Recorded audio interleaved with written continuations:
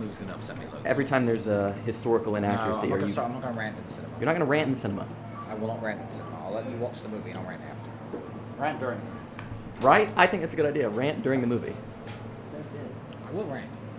Ruin the movie for everybody with your rant. It's only us in there now. Yeah, it's just us. Well then. Alright, fine. Go nuts. Let's go. Here to myself Aikido. It's called Buy Every Ticket Aikido.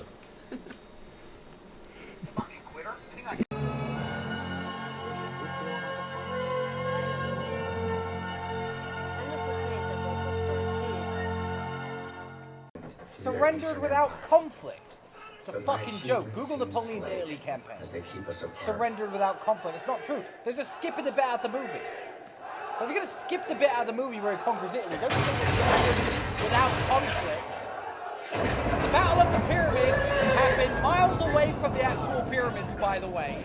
Miles and miles. He named the Battle of the Pyramids to make it sound sexier, but it happened really, really far away. Stupid. Tristan, I learned a lot about history today. I am pissed. I am Why? pissed. Steven Spielberg, get on the phone. I will personally put up $50 million towards the budget of an actual Napoleon movie. Everything was wrong with that movie. From start to end. Right in the opening scene, he's at the fucking execution of Marie Antoinette when he was campaigning in Italy. By the way, they said Italy surrendered without a fucking single shot fired. Without a single shot fired? Does anyone look this up?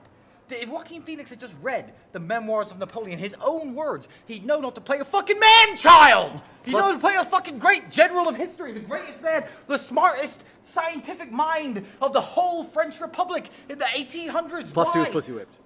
Yeah, and plus he's crying about his bitch all the time. Why is he crying about his bitch all the time? And Austerlitz was not some fucking sandwich with French with cannons above a fucking leg. Listen, Austerlitz. The Russians had the high grounds first of all, the Pratzen Heights. And the French army purposefully weakened its right flank, so the Russians and the Austrians thought it was weak. They committed all the troops to the right flank, Napoleon fought his way to the top, dragged the cannons to the top, then returned troops to his weakened flank, and then when the Russians and the Austrians got shook and started running away, he fired cannons at them, and some of them sank into frozen ponds. Some of them. It wasn't some big frozen lake trap that he'd set. Why not just make the battles accurate? Why? Because that's not what happened in the movie. Why is he sitting down talking to Arthur Wellesley?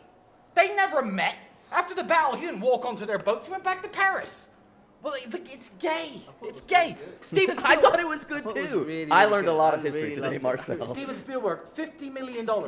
I've got $50 million for you. Call me up. Let's make a better Napoleon movie.